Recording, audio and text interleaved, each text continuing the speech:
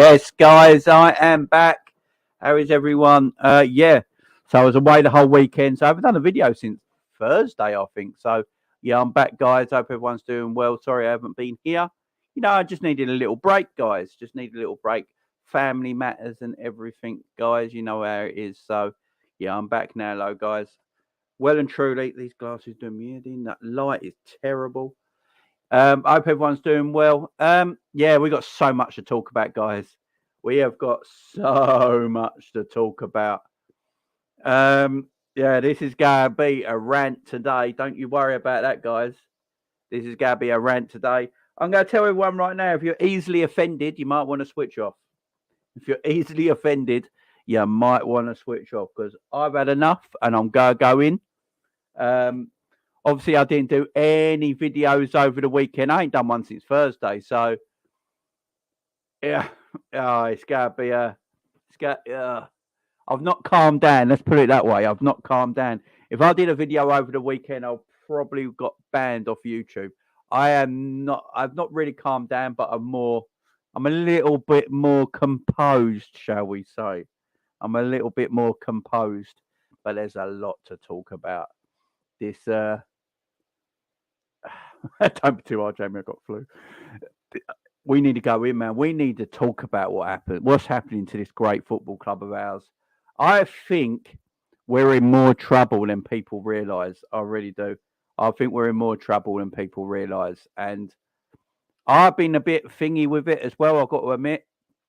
I've been like, it's not that bad. We can get back to it. It's not too bad at the moment, but no, it's terrible, man. It's terrible. We are lagging behind. We are lagging behind, guys. We're lagging behind some Arsenal. We're lagging behind United. We're lagging behind City. We're lagging behind Chelsea. We're lagging behind Newcastle United.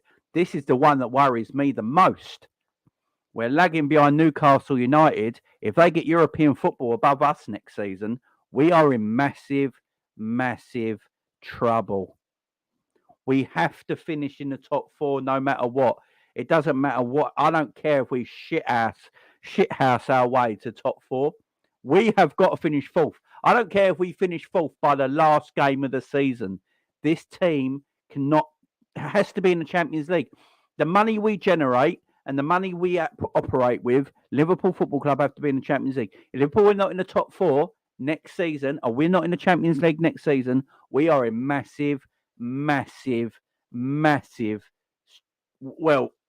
huge trouble, guys. Trouble massively. Can't put massive more in it. It's huge, guys. I know a lot of people think it's okay. We've got injured players. Yes, we've got injured players, and once they come back, we'll be rocking again. That's not guys. It's not like that. We've got some serious issues here we need to deal with. There's some serious issues at hand at this football club. It goes all the way through the core of the football club. I'm going to try and get down to it today with your guys' help. What the root of the problem at this football club is. I think it's too easy just to blame the owners on everything, although they are to blame. I also think Jurgen Klopp's to blame. This might be one that throws I'm going to throw the baby out with the bathwater with this one, and a lot of people might not agree with me. I think Michael Edwards has got to take a lot of blame for what's happening at this football club as well. There you go. I've said it. I think Michael Edwards needs to take a lot of blame at this football club as well, and I'll get to that later. So I'm looking at FSG. I'm looking at Jurgen Klopp. I am looking at Michael Edwards. I am looking at recruitment. I know Michael Edwards ain't at the club no more, but there is some issues that go back why he was at the club, that why we're in the state we are in now. And I think it needs discussing properly and maturely. Recruitment's terrible. Scouting's terrible. Our youth system is terrible. We need a proper chat. A proper chat about everything, guys. And the rebuild is going to be hard. It's going to be difficult. It's going to have to happen. We're going to have to rebuild, but the rebuild's going to take forever, guys. It's going to take years. We can't rebuild in one summer like some clubs can. We really can't. We got a lot of issues at this football club. a lot of issues at this football club, and it goes from top to bottom. Goes from top to bottom. It goes from the owners. It goes to Michael Edwards. I know Michael Edwards ain't at this football club no more, but some of the problems at this football club are because of Michael Edwards. It goes to FSG. It goes to Jurgen Klopp. The players, these players are not getting away with it, guys. We need to seriously talk about the players here. The football players at this club need to hold their head up. How they can all get up for a game against Man City, but then totally decide not to get up for a game against Nottingham Forest. I know we had a lot of injuries. but good God, no. No, it should still be beating Nottingham Forest. We're going to get to it, guys. I hope everyone's good in chat. KZ for days, Savarian, Aaron, Bailey in the chat. Big up, Hanoff, Daz, Ricky, Ravi, Nick, Colin. Hope you're all good, guys. Hope you're all good. Big up John Moore as well. Gunben in the house. Stream Elements, getting rid of all them bots. Big up Stream Elements. Tired 78. We all know where he sits. Look, I know where a lot of you guys sit as well. Guys, I know where a lot of you sit. Big up Leverson, Indian Scouser in the house. Big up to everyone here already. Thank you very much. We've got 45 people in the house already. Don't forget the fun button. Get the likes way up, guys, because I am going in tonight. This afternoon. I'm going in because this needs to be said. Mama Flossie afternoon. Big up Cav. Welcome back, Jane. Big up Cav, my partner in crime. Tiago Darwin come out. We are that bad from the last game. No attacking threat. Big up Red. Guys, we gotta go in now. I've had enough. Right, let's go in. Right. I'm going to show you something first off, guys. I'm going to show you a video, right? This is off the Anfield wrap in the summer. Some of you might have seen this already, guys. Some of you might have already seen this. But what I'm going to do, I'm going to share this with you, guys. I'm going to share this with you. Let me get my thing up. And you guys go listen to this while I'm listening to it as well. Because I want your opinion on this as well, guys. I want your opinion on this as well. Okay. So hopefully I don't get this taken off my thing, but here we go. Right. We are now already a while together, so it's my seventh season, and that's really strange. But we cannot just keep the things like they are. Yeah. So we cannot just say, it's great, the same team and getting all of these kind of things. You have to make changes. We do constantly. We bring in my favorite subject talking about is bringing in a new midfielder. We need a new midfielder. Everyone loves talking about a new midfielder. Please tell me why. Please tell me why. And tell me, we can talk about Jude Bellingham and how good he is. Yes, fantastic player. I have no doubt about that. But you tell me now which kind of midfielder we lack, for example. So it's like that. You mix it through, and that's how you change your team. And that's how you open. You don't close doors for the young ones, and they need opportunity. So enjoy this podcast. So, guys, that was from the summer with the Anfield Wrap. Big up the Anfield Wrap, by the way. I know some people might not like them, but big up the Anfield Wrap. That's Jurgen Klopp. That's Jurgen Klopp from his own lips this summer. That was Jurgen Klopp himself talking about the midfield situation. This is why when everyone keeps going at FSG all the time, I'm very, very reluctant to always just blame them 100%. I've been saying this for a while, guys. Jurgen Klopp and FSG are one and the same. They're the same people. It don't make them bad people or evil people or horrible people or even wrong. You know, it just... they're in the same boat. You can't... So basically what I'm saying, as a fan base, we can't all just go at FSG 100% without putting a little bit of sprinkle of Jurgen Klopp on top of the sauce. Do you know what I mean? You know, we have to, because even if people think he might be just defending FSG as the face of the club or whatever you want to say, and he's just defending them, fair enough. I mean, yeah, he might be, but there's some things he says in that interview, like you heard it there. You can tell in his voice he does actually mean what he's saying. So he does actually mean what he's saying. He also, I know from another fact, I think I can find a clip in a minute. He has told FSG they need to spend more. There's no doubt about that. He's also told FSG they need to spend more. I think Klopp, look, I think he is a stubborn man. He is a stubborn man. Look, I've got a stubborn wife, man. I know what stubborn looks like when it's around. You know what I mean? He's stubborn, yeah? He likes things the way he likes it. He does like a small squad, but he wants... Look, Klopp got things wrong. Look, this is what I'm saying, basically. Let's go. Right, let's just do this. Right. Jurgen Klopp. Right, let's do it. Jurgen Klopp. Who's to blame for Liverpool Football Club right now? Right? I don't think it's Jurgen Klopp, number one. Right? He's not to blame. Jurgen Klopp is our saviour. Let's be fair, yeah? You know, he came in, won everything at this football club. Not even Pep Guardiola. Yeah, Pep Guardiola at Man City have won multiple trophies.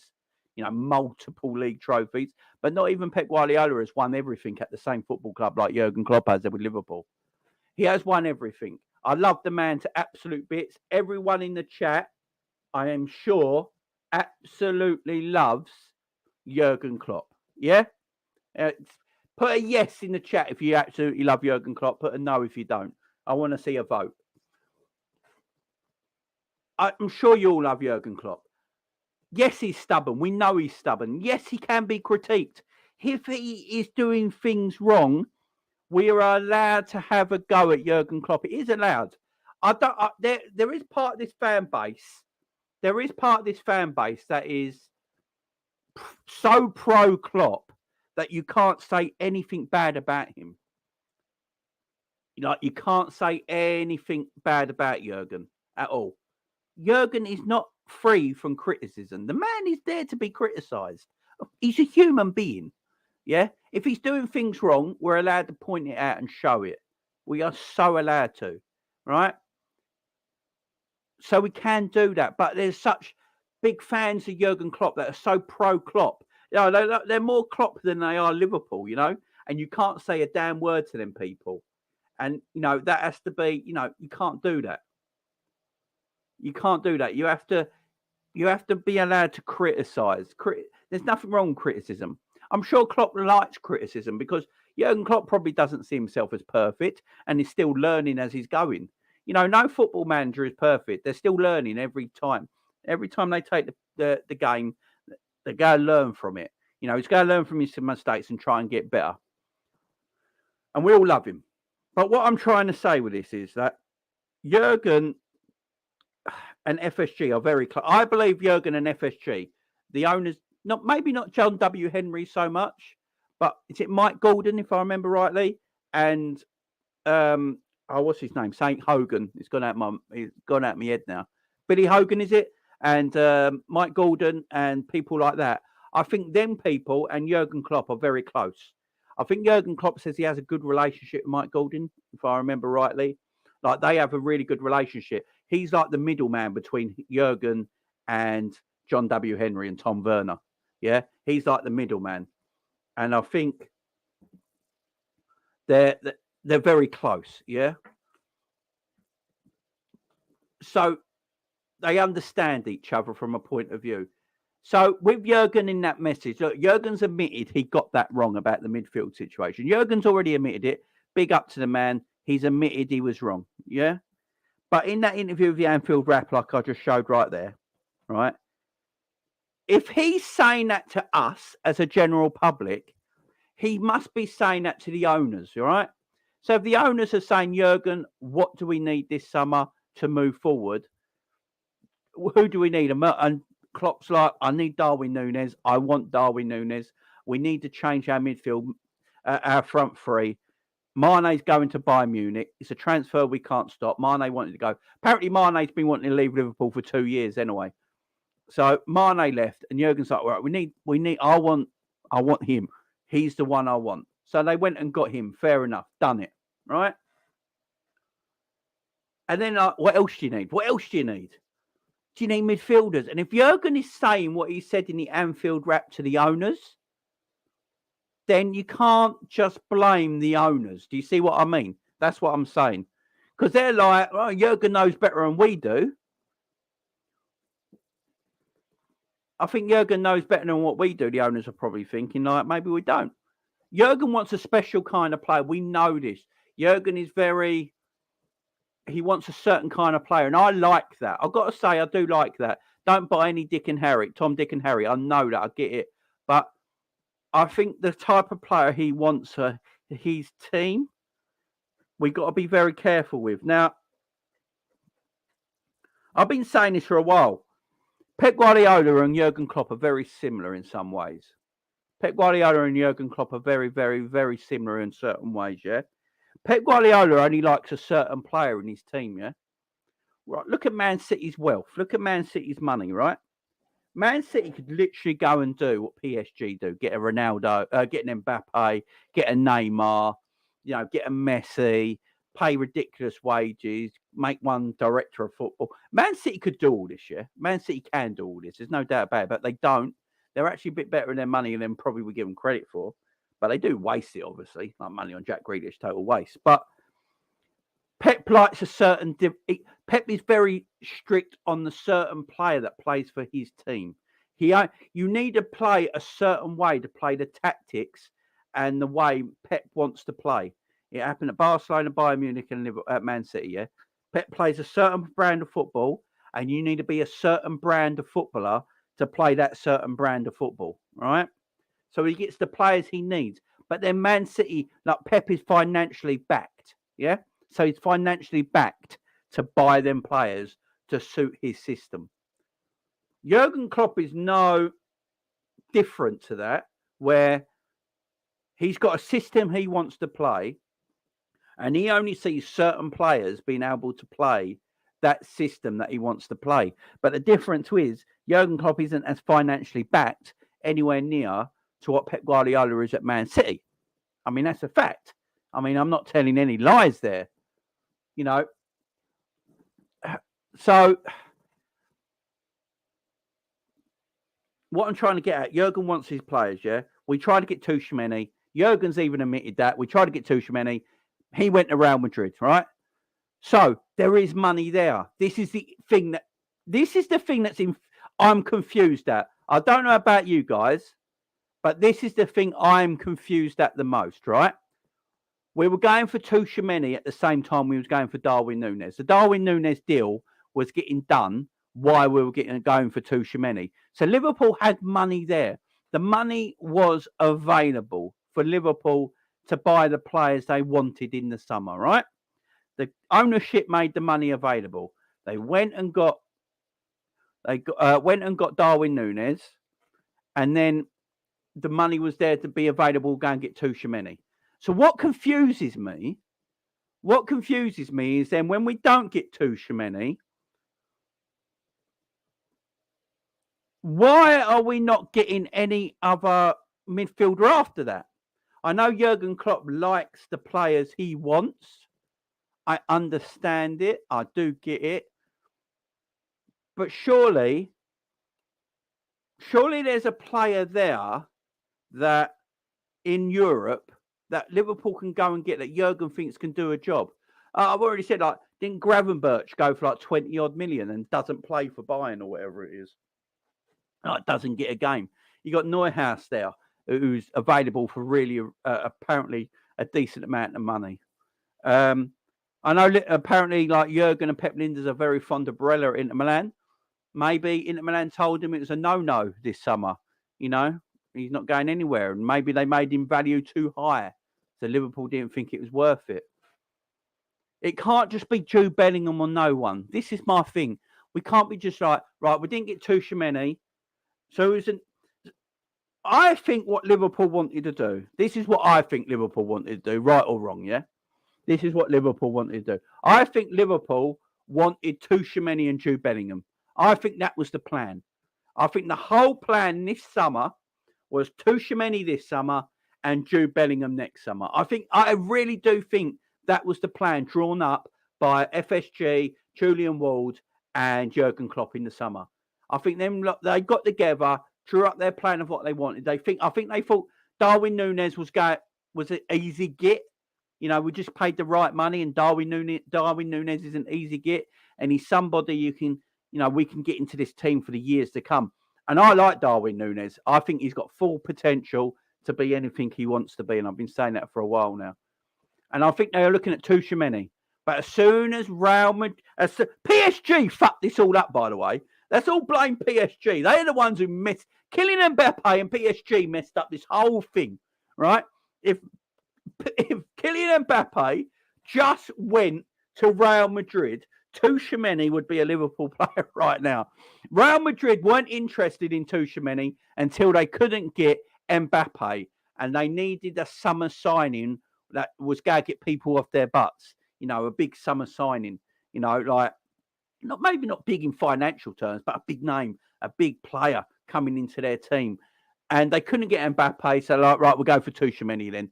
Tuchemeni was on the things of wanting either Liverpool or Real Madrid at the time, weren't they? That's what Tuchemeni was saying in interviews. They're the two clubs I want to go to. Whoever, yeah. He really fancied Real Madrid. Real Madrid came calling. He went to Real Madrid. And I think that ruined Liverpool's summer for business.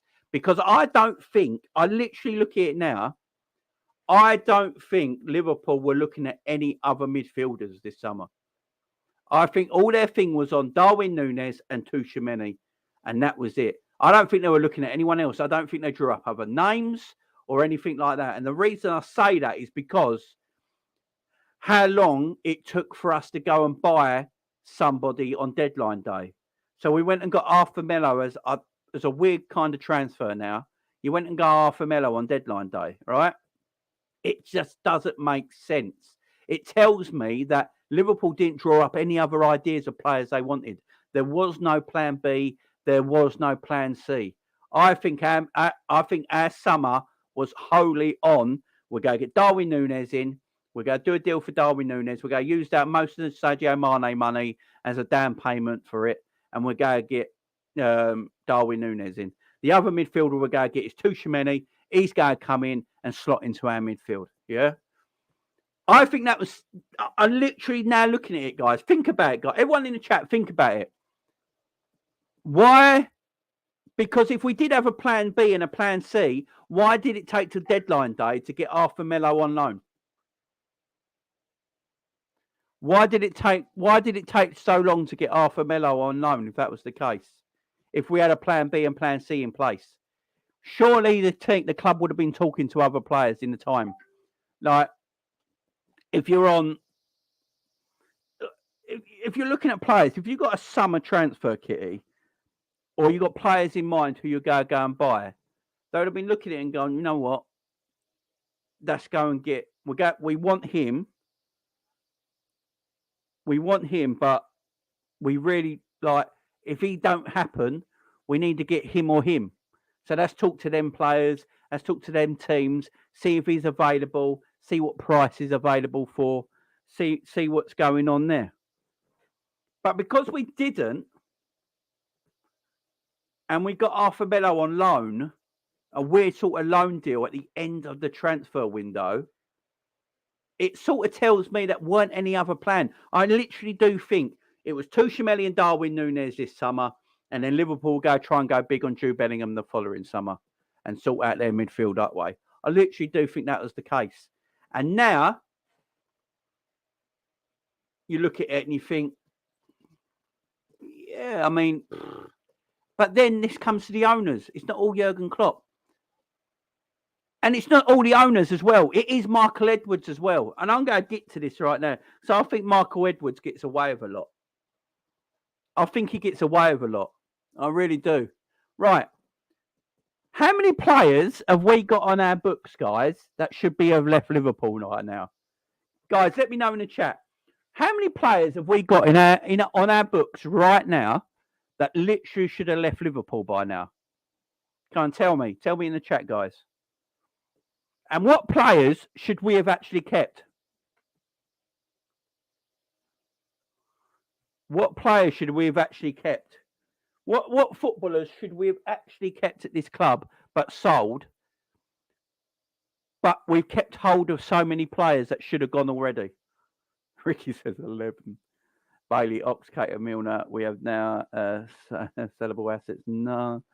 5, I'd say. Could Mark Ware as overall Klopp, though? FSG 70%, Klopp 30%. Ox, Cater, Millie, Jones, Phillips. Yeah. We have no saleable assets. None. I don't think we need saleable assets. I do think there's money there. Minamino could do with now. Yeah, could have done with Minamino. Darwin and Tuchman still wouldn't have been good enough this summer. No, but it would have been good. I would have been happy. KZ, we would have been happier than we are now, I would have said. About 8, probably 5. Yeah. So, what players did we get rid of? Minamino and Mane. Look, the Mane thing was that Mane wanted to leave Liverpool a couple of years ago. It didn't actually have much to do with financial, as a lot of people think it did, because Mane isn't actually on that much more at Bayern Munich right now than he is at Liverpool. So, the rumour is that Sadio Mane was closer to 200 grand a week at Liverpool. People think he was on 100 grand a week, which just it's not true. He was closer. I think Mo Carter said it in Coppish that Mane was actually closer to 200 grand a week. So he ain't actually on much more at Bayern Munich than he was on at Liverpool. So, but he wanted to leave anyway, so that's not a problem. We have too many players at our disposal that we can't get rid of or kept. Now, who do we blame for that? Who do we blame for keeping players past their overdue date? Right? If I've got a pint of milk in the fridge, yeah? Right? If I've got a pint of milk in the fridge and it's a week out of date and I've kept it in the fridge, but then I'll buy more milk, right? So I go to the shop and I buy more milk, right? And I put the milk in the fridge, but I still don't take out the other milk that's in the fridge right now, but it's a week past its sell-by date, yeah? Right? It stinks, it's old, it's got moss, right? But I keep it in the fridge for some reason, and I put more milk in. But then my fridge is getting full, but I need to go and buy more milk, but I'm unwilling to throw away the old milk, yeah? So what happens then is I can't go and buy new milk till I get rid of the old stuff in the fridge, right? Because there's no room in the fridge. Do you see what I'm trying to say? We got players at our club that should have left time ago.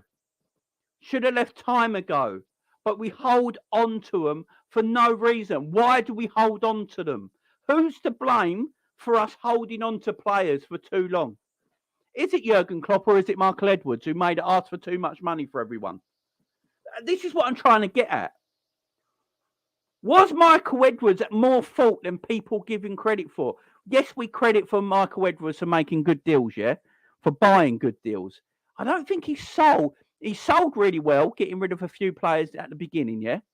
Right? But the last few years, if you actually look at it, did he actually sell that well?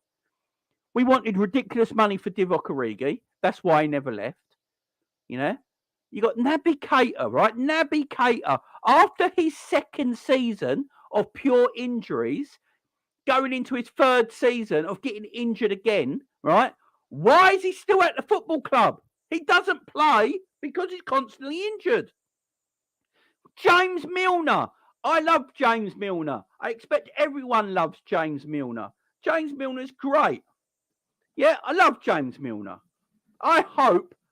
I mean, I'm older than James Milner, and he's far fitter than what I am. Yeah? Love James Milner.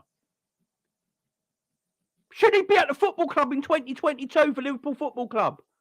Yes, he's been excellent in his last 2 games. I thought he was our best player against Nottingham Forest. Don't understand why he got substituted, but I'll come to that later. It was one of our best players against Manchester City, right? He's 35. It shouldn't be playing. You just shouldn't be in a team. But if you keep a Milner, if you keep an Ox, if you keep a Keita, where can you fit new players? So if I keep all the old milk in the fridge and then try and go to the shop and buy new milk, but I've got no room to put the new milk in my fridge because all the old milk is sitting there and I'm unwilling to throw it away, I can't put the new stuff away. So how can we buy new players if we've got old, useless, tired pieces of shit in our team still that are still there. Who do we get rid of? Why? Why are they there? Like, why? I love Milner. Should be gone. Henderson's been at the club 11 years. He'll be 12 years this season that he's been at Liverpool Football Club. I love the guy to death. He's a great captain and leader. Maybe we should think about letting him go. The Ox has been here for how long? 6 years. He's played what? 9 months in 6 years. Why is he still at the football club? Release him of his contract. Let him go. Naby Keita. Why is he still at this football club? 5 years or whatever it is now. Doesn't want to sign a new contract because he's worried about playing time. You should be worried about playing time. You're always injured. Off you go. Why are they still here? Why are we harbouring? Why have we become a cemetery? That's what Liverpool Football Club is now. We're a fucking cemetery. It's what we are. We're a graveyard. Yeah, bring your dead over here. Bring your dead over here. Yeah, we'll dig them up. And go, yeah, let's dig them up. There we go. Yeah, lay them to rest right here. There you go. That'll do. Fucking hell. Why are these players still at this football club? Why is Nat Phillips still at Liverpool? Why is Nat Phillips still at Liverpool? Why is Reece Williams only on loan at Blackpool? He is never, and I mean this now, ever going to be a Liverpool player. Why is he on loan? Sell him. Let him go. Let him go for free. Let him go to a new club and have a great career somewhere. Stop giving him hope. Oh, it'd be like, oh, I've played really well for Blackpool this summer.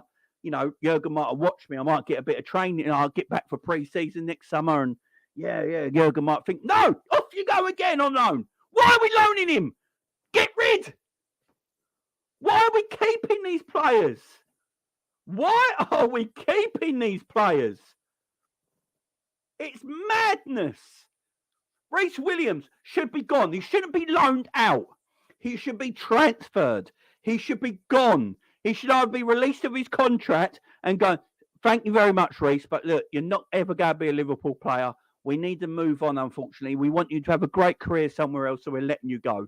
You have that conversation. Nat Phillips, you go, Nat, thank you for all what you've done for this football club in a year when in the middle of the pandemic, when we run out of defenders, you came in like a hero. You helped us get that top four with the other players in the squad. You're a tremendous asset for our team. Thank you very much. But there is no place for you going forward at this football club. We're going to let you go and have a great career somewhere else. Why are these conversations not being had? Why are these conversations not being had right now? Oxlade-Chamberlain, it's been at the club 5 years. They should be sitting down with Ox. You've been here 5 years, but you've only ever played 9 months of football in 5 years. We need to move forward as a football club. I think you need to move forward as a footballer. You have no future here at Liverpool Football Club anymore. That's Big Bastard FC. We are the nicest football club in the world. We are too nice. Naby Keita, I wouldn't even sit him down. I'll just show him the door. Fuck off. Right? Go away. You're not even sitting down. Right? Why are they here? We can't buy players. We can't buy players when we've got too many in our club that shouldn't be here. Curtis Jones, fuck off. Off you go. You're not going to be good enough. You are not going to be good enough for this football club. You just ain't. You seem like a lovely man. You seem like a great kid. You really do. And I want him to have... I want all these players, by the way. To have great careers in their life. I want Nat Phillips to have a great career. I want Reece Williams to have a great career. I want Curtis Jones to have a great career. I want Ox to do whatever he wants to do. I want Naby Keita just to maybe take up cricket. Just go away, have good careers somewhere else, because at Liverpool, we need to move on. We can't move on with these players because they're stopping us from moving on. James Milner, Oxlade-Chamberlain, and Naby Keita are 3 midfielders in our midfield. Yeah? They're 3 midfielders in our midfield. We can't get new midfielders till we let them three go because there'd be no room. And then you're just paying men wages for sitting on their backside for 9 months. We can't afford to waste money. We don't have money. We can't afford to waste it. I don't have money. We're in a bloody middle of a life crisis in this country. So I don't sit around my house at night with every light on in every single room. Do you know what I mean? I just put that light on, that light on, that light on. I love wasting money. Light on, light on, light on, light on, light on. Yeah. No. No. Players need to go. We need to move on. Let's stop wasting money. You can't have Ox, Naby Keita and James Milner just sitting out for 9 months because we buy 3 new midfielders in and just let them stay around the club because you're paying them wages for nothing. You need to release them. You need to let them go. Loads of money. Yeah. Ricky knows.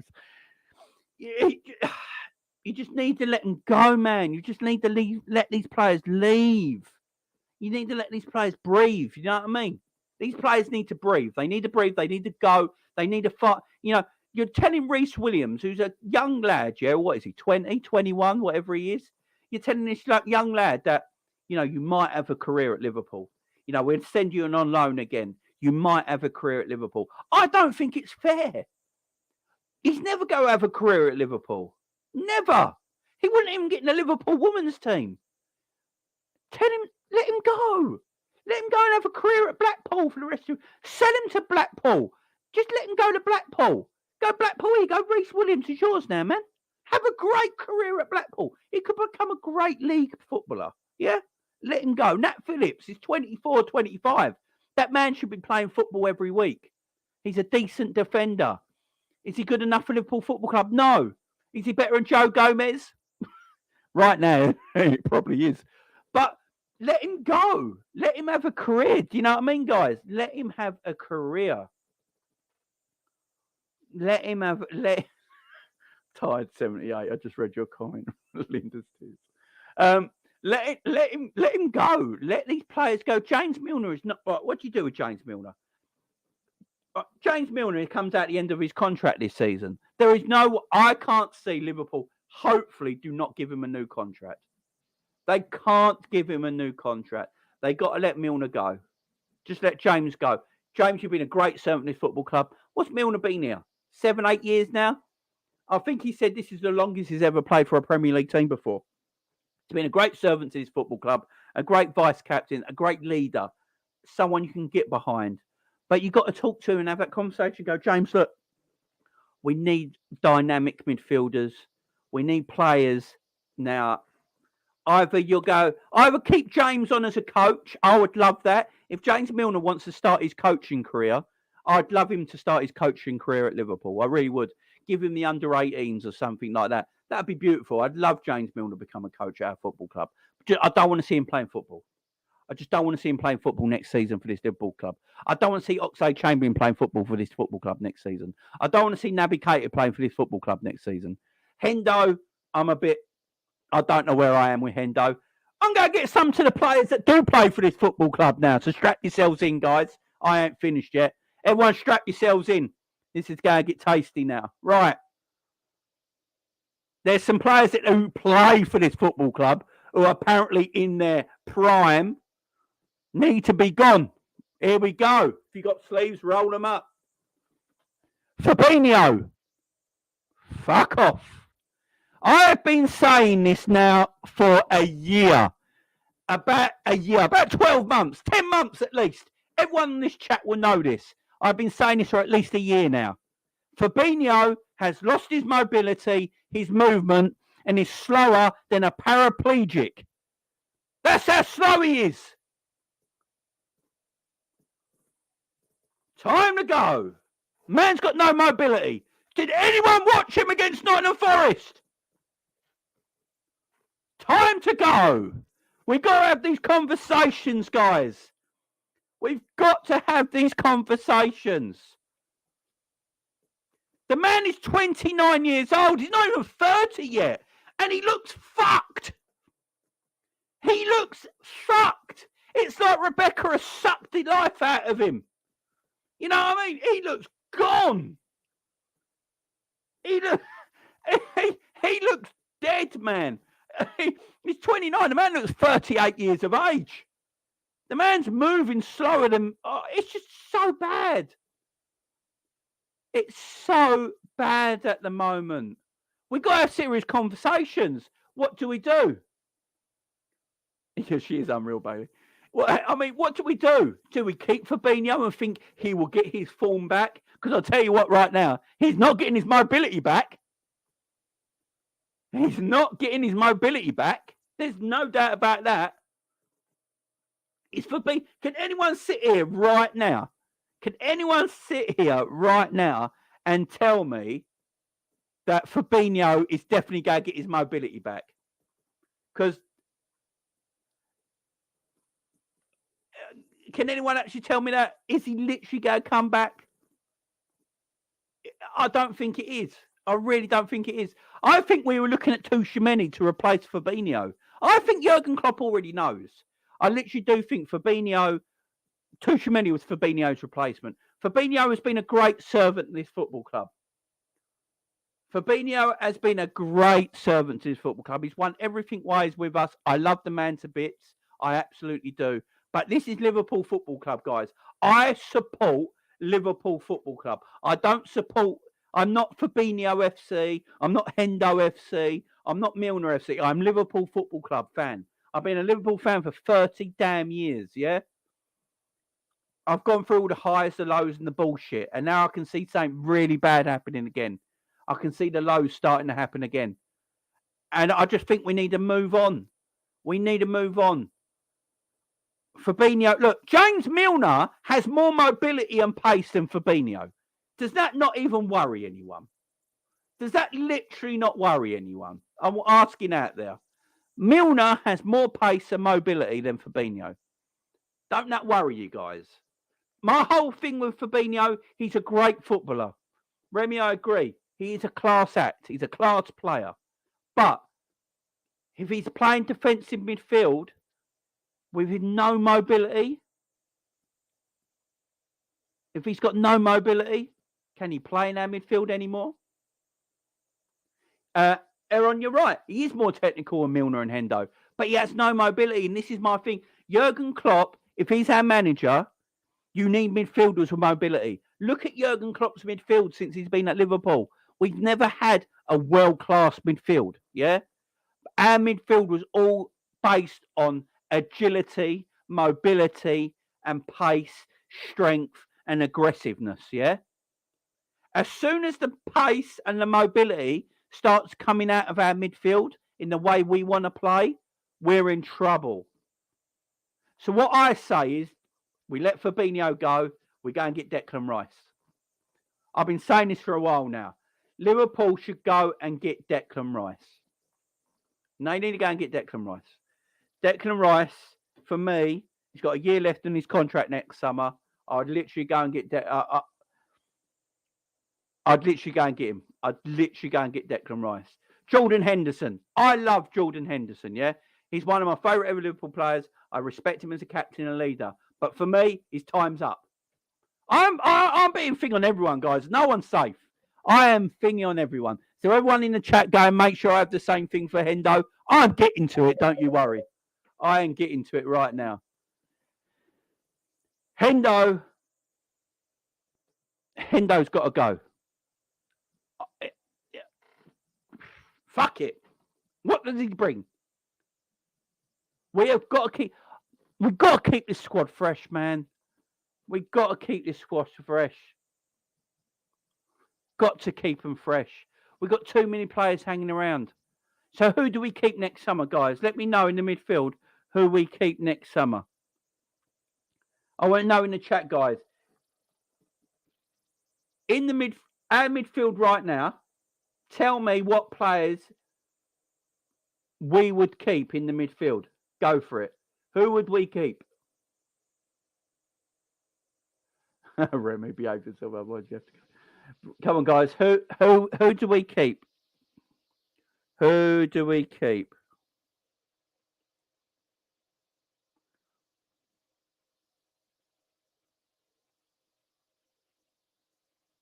Let me know in the chat.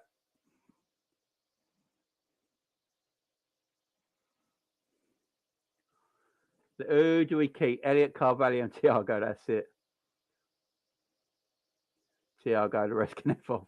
Elliot, Carvalho, Thiago. Thiago is very luxury, though. This is the thing. See, no one knows who we meant to keep either.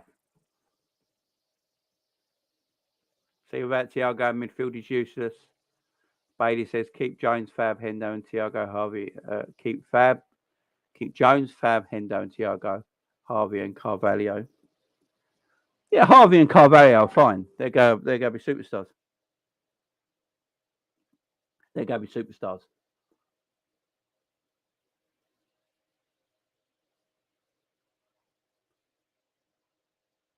Yeah, everyone's off Cav. I'm done with this.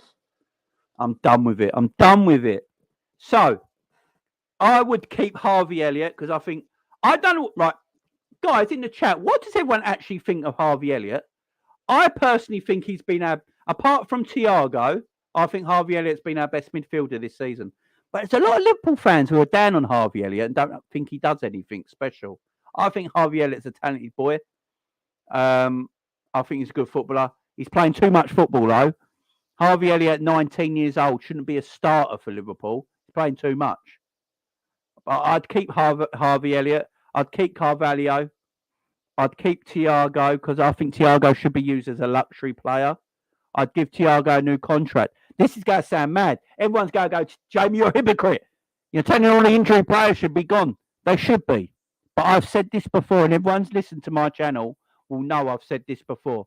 With Thiago shouldn't play any more than 20 to 25 games a season. He should be a luxury footballer. Bring him in for the big games, the big events, that sort of thing. He should be luxury, man.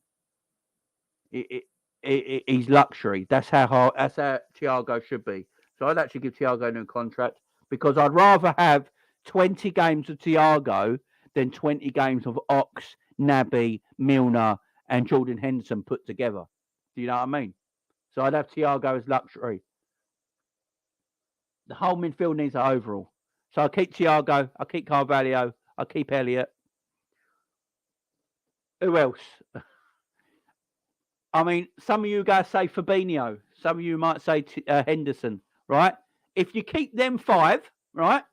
So if you keep them five. So say you're keeping Elliott, Carvalho, Thiago, Fabinho and Henderson. That's 5 midfielders, yeah? That means there's only room possibly for what? Three more midfielders in the squad? Because that's 8 midfielders. And if we're playing like 4-2-3-1 or 4-3-3 or 4-4-2, that's a lot of midfielders not doing anything. This is what I'm trying to say. Who do you sell? Who do you buy? Or do you just go and look at it and think, right, how many midfielders? I'll tell you what, guys, in the chat, how many midfielders should we actually have on the books in our first team? How many midfielders, guys, in the chat? Everyone in the chat, put me a number of how many midfielders we should have in our first team squad.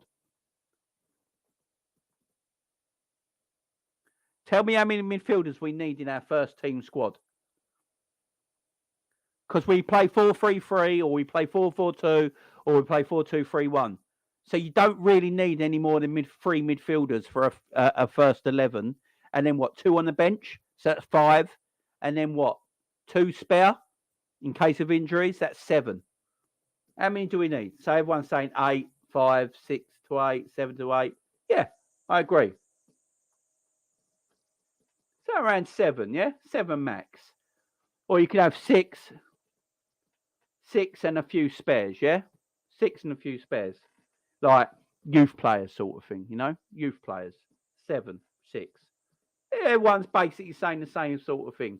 8 for the first team. We have 9. And exactly, Remy. We have 9 midfielders and everyone is wondering why we don't buy a midfielder because we have 9. This is what I'm saying, guys. Like Remy's put it there.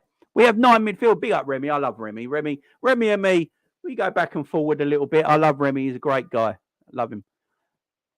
We have 9 midfielders, yeah? So where the hell we go buy anyone if we got 9 midfielders, guys? How can we buy anyone if we have 9 midfielders? Players have to go. So who leaves? We have 9 midfielders, guys. Who leaves in the summer? Who leaves in the summer? We need to make room. We need to make room. We need to let some of these boys go, man. We need to be fair to them, and we need to be fair to us. We have 9 injury-prone players. Exactly. We need to be fair to us, and we need to be fair to them. Ox has been here for 5 years, and he's played a whole 9 months for Liverpool Football Club in playing terms. It's terrible. Needs to go. Naby Keita needs to go. That's 2 gone. Ox leaves this summer. Naby Keita leaves this summer. James Milner leaves this summer. That's 3 midfielders gone. That leaves us with 6 midfielders. Now, them 3 need replacing. I'm at this, guys. This is where I'm at with it, guys. Let me know in the chat if you agree or disagree, right? I do think you need veterans in your team, yeah? I'm not all for, right, because they're old, they should go. All the time. All the time, yeah? I think you need some veterans in your team. But then veteran footballers that you have in your team, Jesus, Remy, we have 10, including Artemelo. Jesus Christ. And they're all injury prone.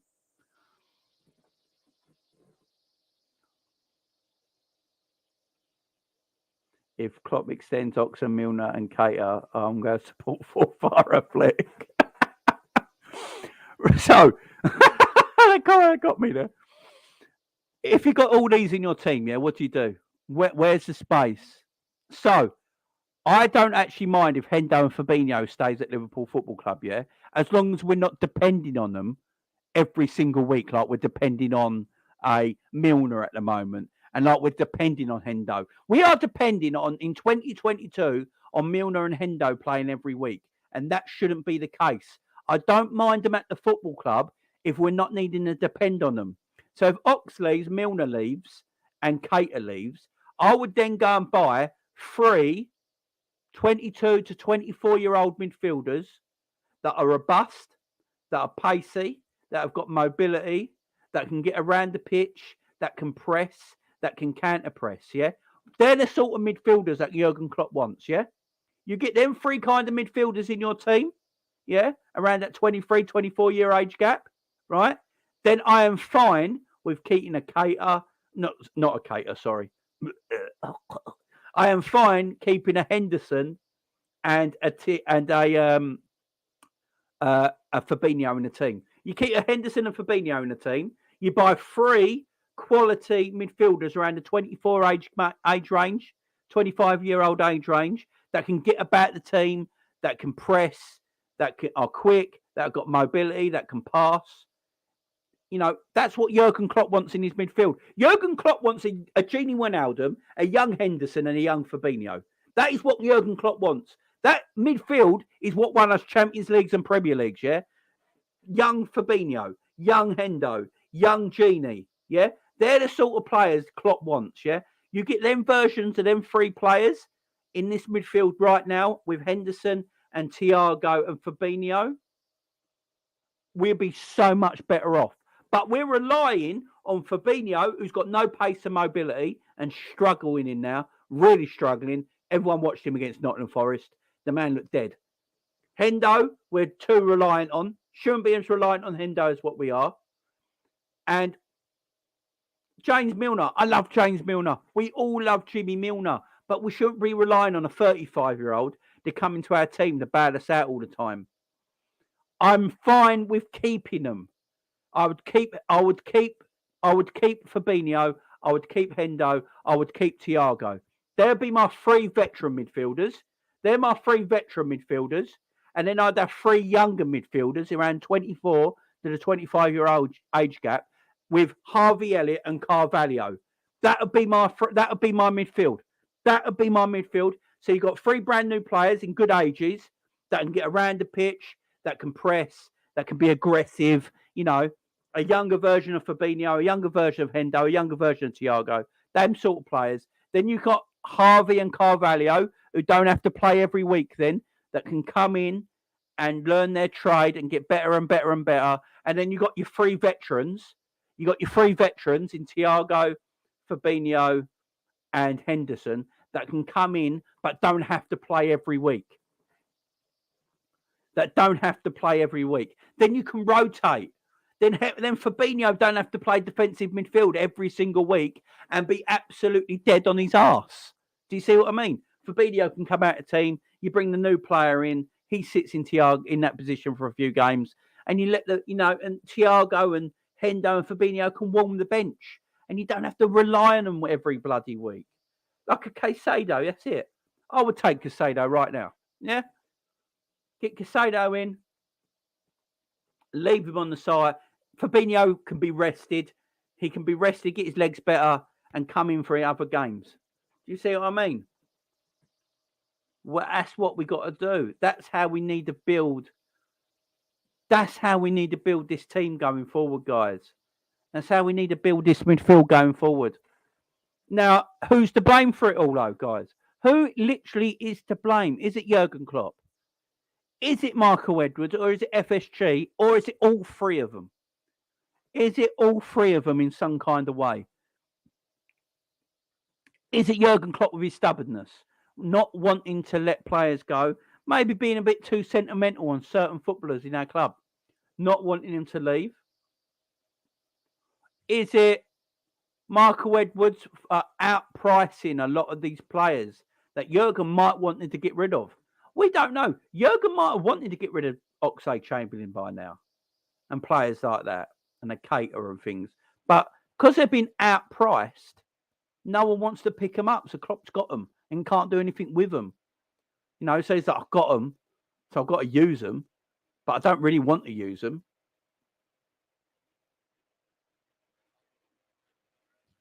So you've got players there that he might not want.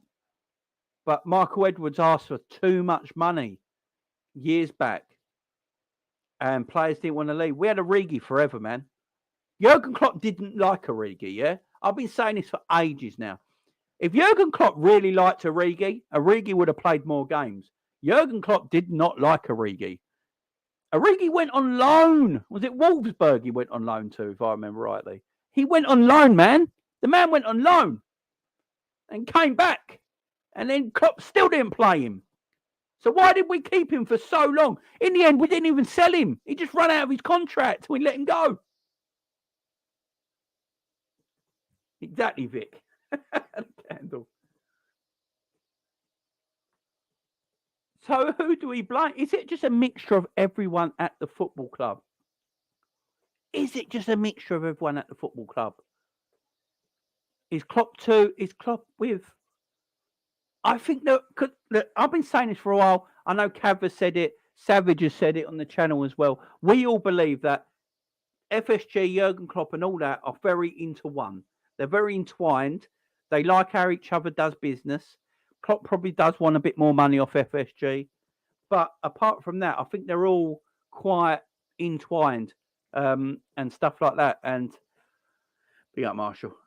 So I'm not sure. But I don't know how this happened. I don't know what we do, guys. I don't know what we do. Oh, was it under Rodgers? Big up, Remy. I can't bloody remember. It's been so long. Big up. Origi scored 45 goals in 227 games. Yeah, it's not. It's just how do we operate, guys? How do we operate from here?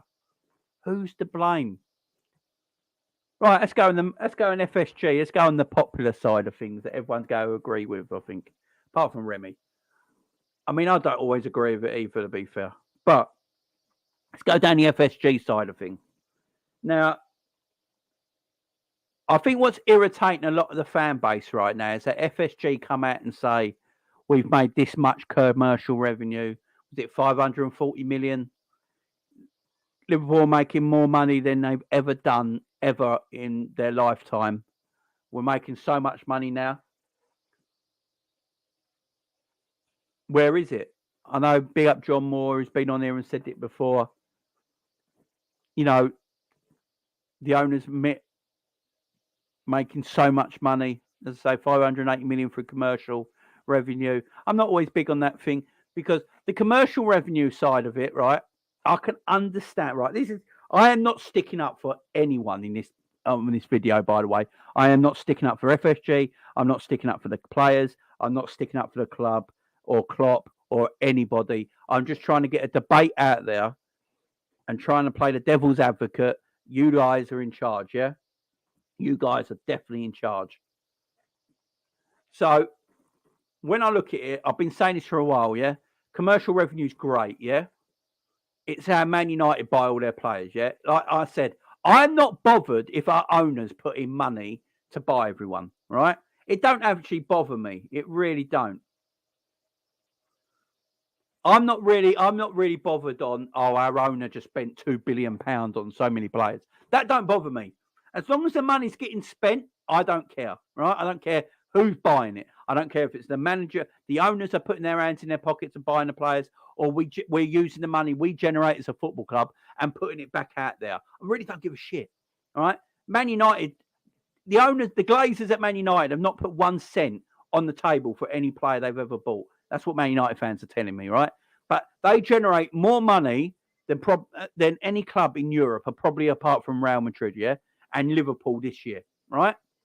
But in the lifespan of the Premier League, Man United have generated so much money that their owners don't need to put their hand in the pocket because they generate so much. They take it and they throw it back out.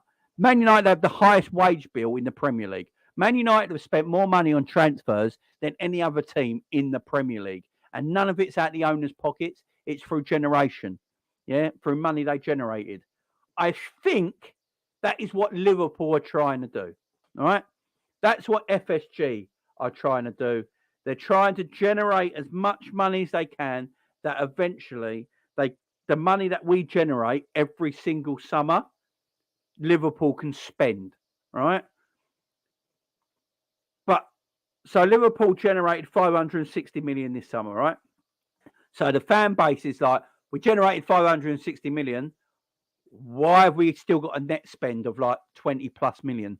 You know, if we generated 560 million, right? The net spend thing does my head in, right?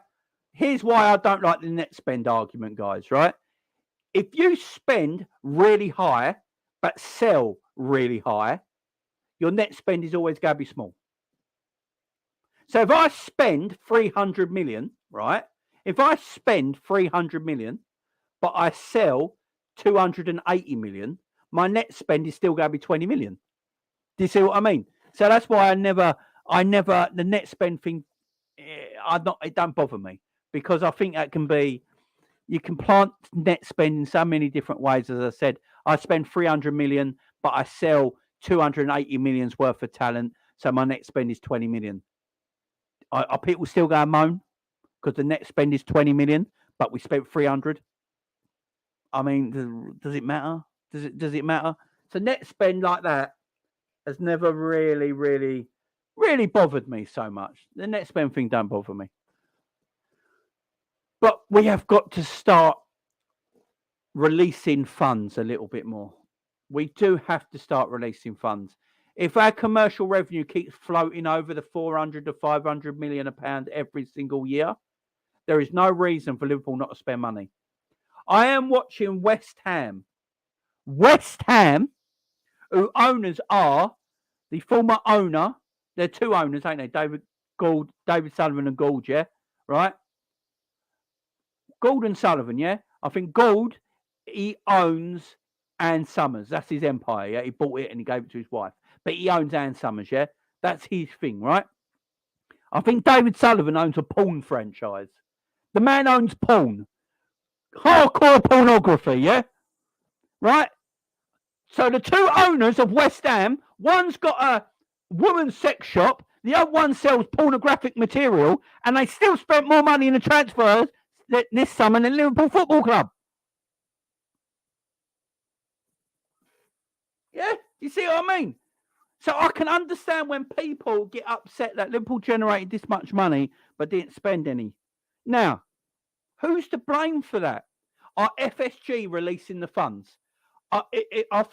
are FSG actually releasing the funds, or is Jurgen Klopp going, I don't need it. I don't need all that. I only need so much to get these players. I really have no idea. I don't think anyone will know. Unless Michael Edwards does a big sit-down interview, right? Does a massive sit-down interview with Panorama or some shit like that, and just does an hour interview and unloads everything, the dealings at Liverpool Football Club, you're never going to know.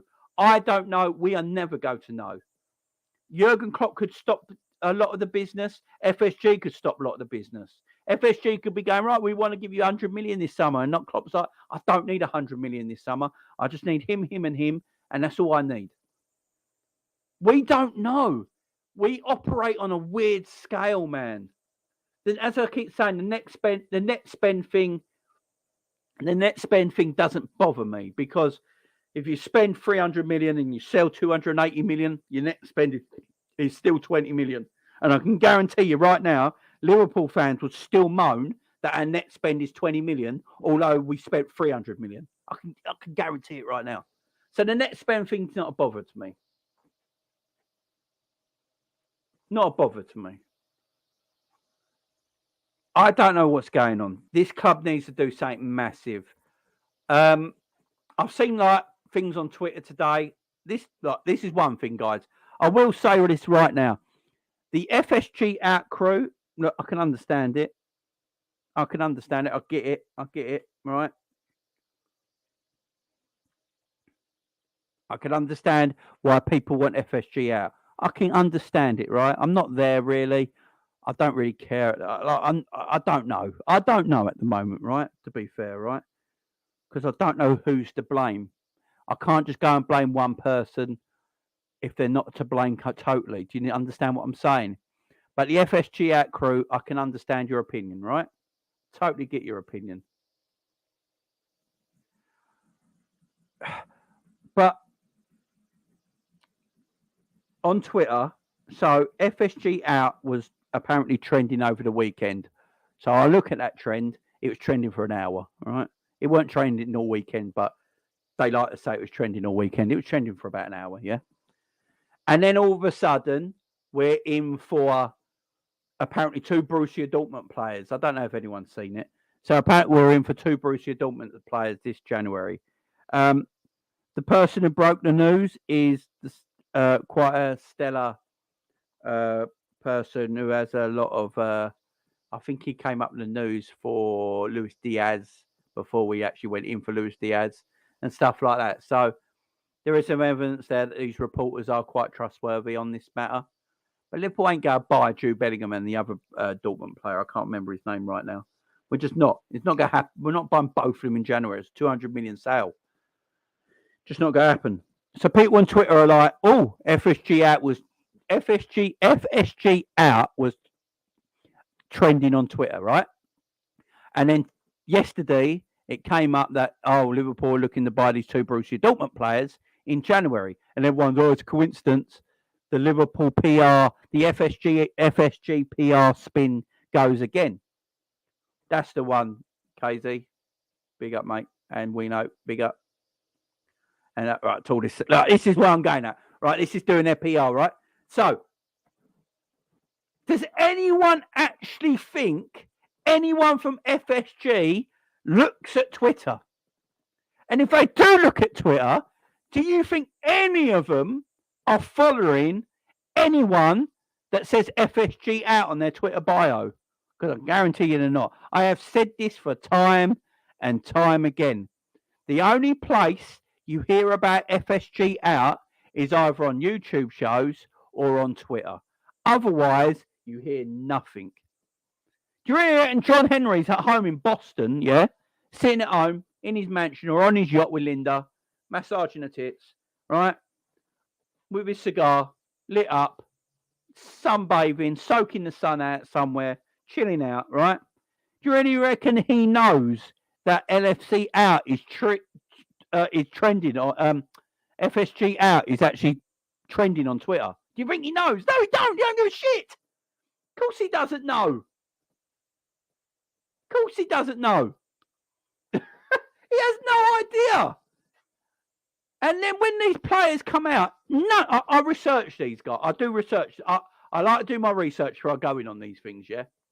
So the reporters that come out with all this, right? Oh, Liverpool are in for so-and-so. I've got no connections to Liverpool Football Club whatsoever. They're like German reporters or French reporters that have got zero connection to Liverpool Football Club. I don't see any Liverpool tags. I don't see any other Liverpool whatever mentioning anything, yeah? So if anyone actually thinks John W. Henry is sitting there on his yacht, chilling out with Linda for the weekend, doing a bit of shopping and looking on Twitter and going, oh my God, FSG out. Right. Oh my God, what we got to do, what we got to do. Right. Make some shit up. Let's make some shit up. Right. We're going after 2 players from Borussia Dortmund. I need a French reporter. Where's that French reporter gone? Get him on the phone. Right. Yeah. Fucking tweet it. Right. No. That's not what he does. That's not what he does. No one does that. You know, they don't do it, guys. They don't do it. They don't know what's happening on Twitter. These guys don't know how happening. They really know. And if they are on Twitter, do you reckon it's actually them tweeting? Do you reckon John W. Henry is just going, oh, what's going on Twitter today? Oh my God, it's FSG out. FSG out. Oh, shit. Got to do something. Got to do something. No, he don't give a fucking flying fuck, does he? Of course he doesn't. He's too busy looking at Linda, for goodness sake. You know, if your wife is Linda and you've got that much money, you ain't looking on Twitter. Let's face it. You know what I mean? You're not looking at Twitter at all. You're chilling, man. You are chilling on your boat. Guys, if you had a massive boat on a yacht and you're in the Mediterranean, your wife looked like Linda, and you're chilling, and you're rich beyond your massive cigar in your gob, sunbathing. Are you looking at Twitter? No, you're not. Has he got other people looking at Twitter? Maybe, but he's definitely not. No, yeah, look, I can understand, but I can understand everyone's anger and frustration, and I'm angry and frustrated with every single one of you as well. I've had enough. I've literally had enough of this football club at times. Big up Jamrock. FSG in and FSG out are both irrelevant. Living in a bubble. Yeah, exactly, Jamrock. Big up to you, my friend.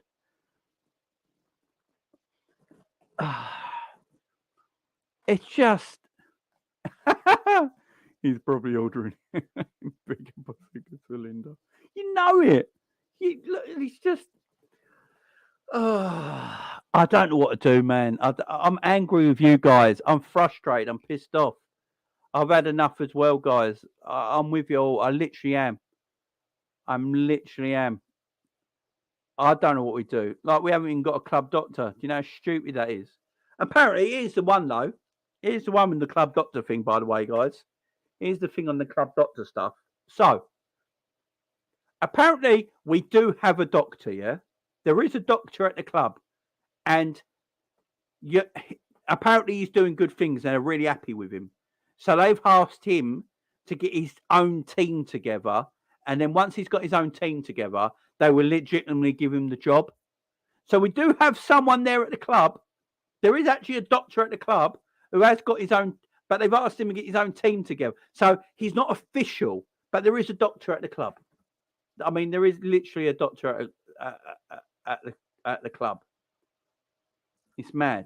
It's mad. Do you know what I mean? A witch doctor. It's just, oh man, it's fucking madness. Do you know what I mean?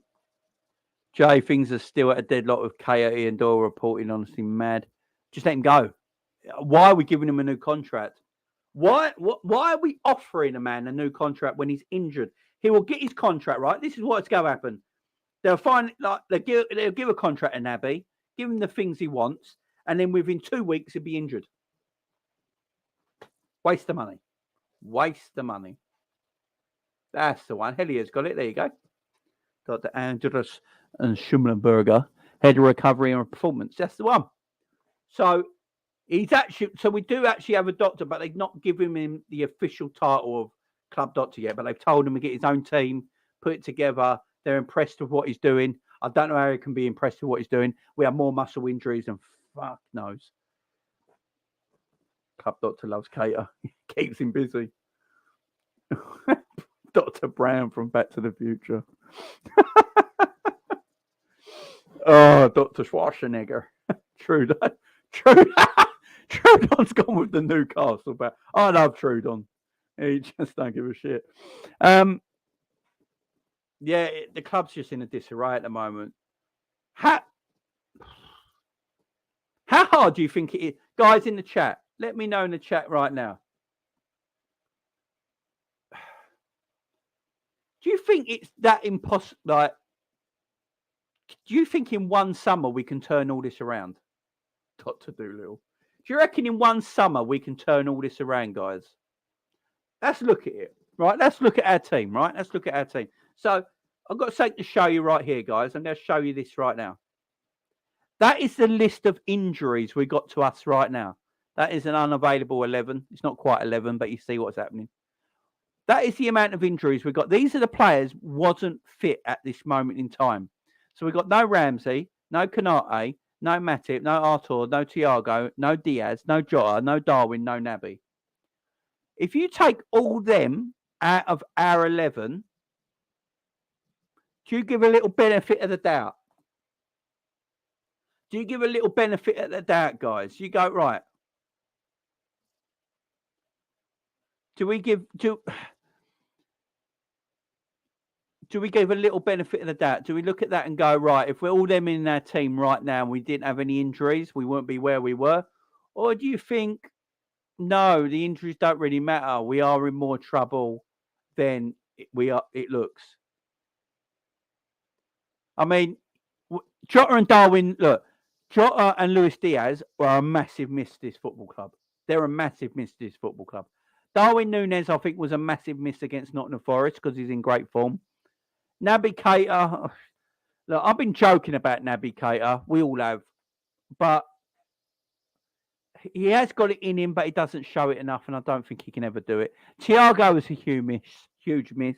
We can't really talk about Arthur Melo because he hasn't really played yet. Konate's a huge miss. Matip's a huge miss. And Calvin Ramsey's not really played yet. So if I'm looking at it and looking at that and going, shit, if we had Darwin, if we had Jota available, Luis Diaz available, Thiago available, and Darwin Nunez available, would we have lost to Nottingham Forest on the weekend? Would we have lost to Nottingham Forest on the weekend if Diaz was available, Jota was available, Thiago was available, and Darwin was available? Would we have lost? Probably not. Probably not. But the team that played, this is what I'm trying to say. This is what I'm getting at. Is it just injuries? Is it down to injuries, our performances? What's it down to? What does it take to make this team go again? Let's look at the goalkeeping situation. Alisson Becker. Alisson Becker, that gorgeous Brazilian. Is there... For me, I don't think there's a better goalkeeper in world football right now. For me, he's the best goalkeeper in world football.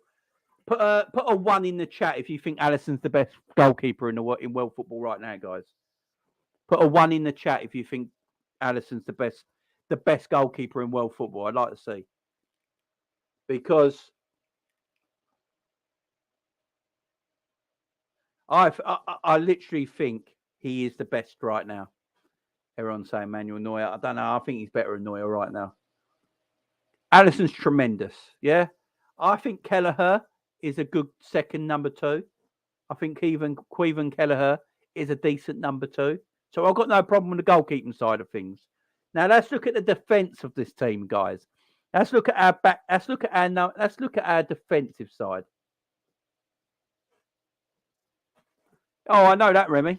I know that. I agree with you. I know all that, Remy. I know he was sacked because of the injury. That's what I'm saying, though, Remy. I know we have a doctor right now. He's just not been given the official post. He's been told to put his team together, and then once he puts his team together, they're going to give him the official job. Let's look at our defensive line. So Trent has had a lot of stick this season. A lot of stick. So, do we need a new right back? We got Ramsey. Ramsey's not even been seen yet, right? So we don't know about that area at the moment. So let's put that on the side. Left back, we got Robbo and Tsimikas. I'm quite happy with that. That's fine. Robbo and Tsimikas, fine. We're all right there. Centre back area. Now the centre back area is where it gets a bit tasty, guys. Joe Gomez. I want your opinions on Joe Gomez in the chat right now, guys. Let me know your opinions on Joe Gomez in the chat right now. What do we do with Joe Gomez? We gave him a 5-year deal this season, guys. A brand new 5-year deal. What do we do with Joe Gomez? Do you see his future more as a right back or a centre back?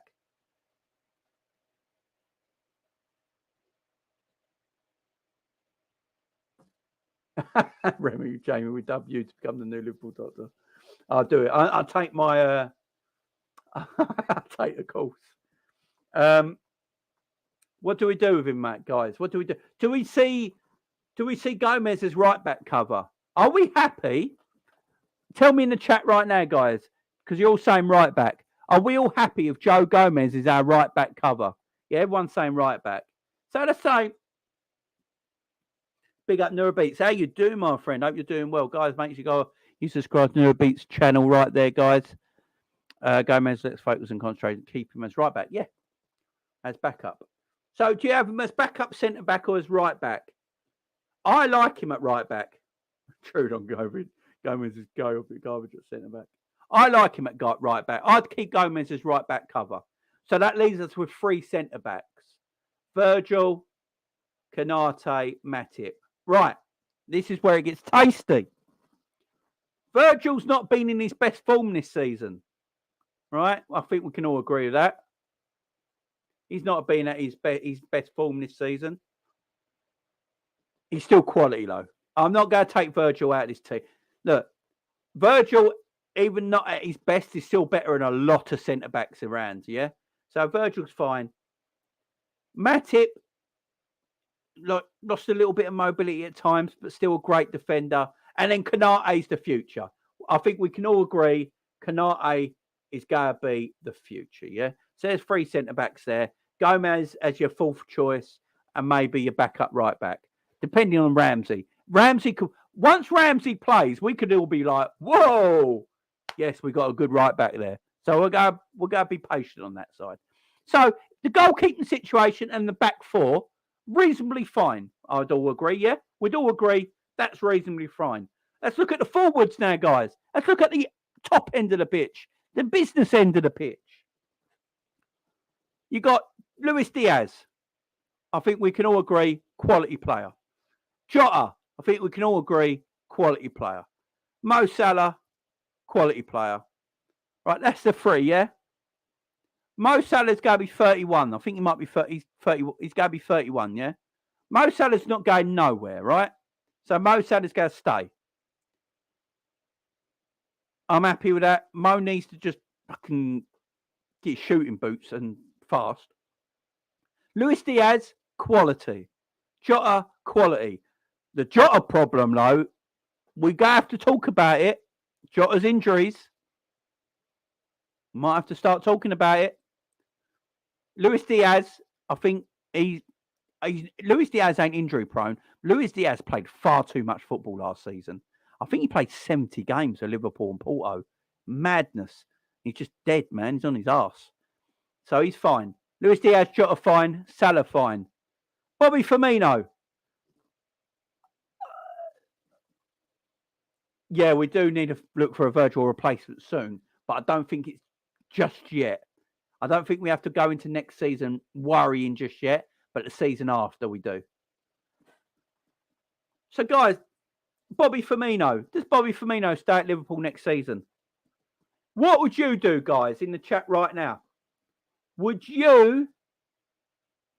Trudon, no. Don't do that, Trudon.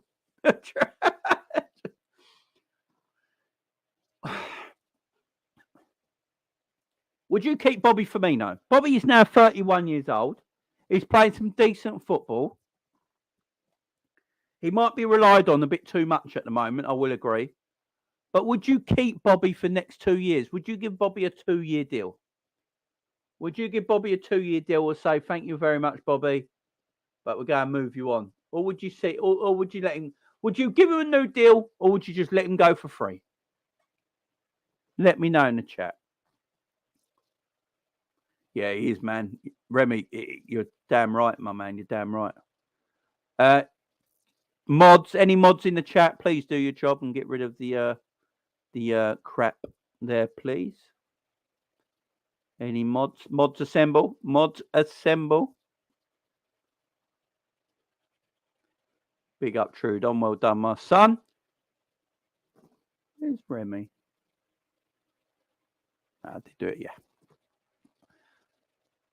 Bobby is good at link up with Salah, but we need fresh blood in this team. Bobby will get a 2-year deal for me. It's amazing. Just one for Mohammed. It's amazing how split we are, ain't it, guys, on Bobby? Some of you are like, keep him. Some of you are not. It's very, very... Big up, Paul. How you doing, mate? Yes, they keep Bobby as backup, see? It's very thingy with a Bobby situation, ain't it? A lot of you are like, yeah, keep Bobby. Keep him. Give him a new deal. Tallest is saying he will be a legend of the club. He's blocking the path. No, a good 2 months doesn't account for previous 2 years, says Alex. So this is keep him there. Trudon. I mean, Trudon's as hard as it comes, guys. Bobby deserves a 1-year deal. See, very split on the Bobby stuff. So let's put Bobby to the side a minute. Our forwards probably going into next season. Luis Diaz, Diogo Jota, Mo Salah, Darwin Nunez. That's going to be our front line going into next summer. How happy are we all with Darwin Nunez? I want to hear from you. Because, guys, I haven't done a video since Thursday. I want to hear from you guys. What do we all think about Darwin Nunez? Are we all happy with Darwin Nunez? Do we all see potential in Darwin Nunez? Or are we all still a bit worried? Because I will say one thing. I've been saying this for a while now. There was one player that went to Arsenal this summer and was called the signing of the season, and he's a diamond. The man's not scored in 5 games now, and he's got the same amount of goals as a certain player called Darwin Nunez, who was called a complete travesty and a flop. Can't make it up. And guess who's played more minutes? That's it. The generational one at Arsenal. What would you do with what would you? I like Darwin Nunez. I think I see potential there. Do you know what I like about Darwin Nunez as well? Darwin Nunez makes his own chances. I like Darwin Nunez. I see potential with Darwin. The man makes his own. Yes, he's raw.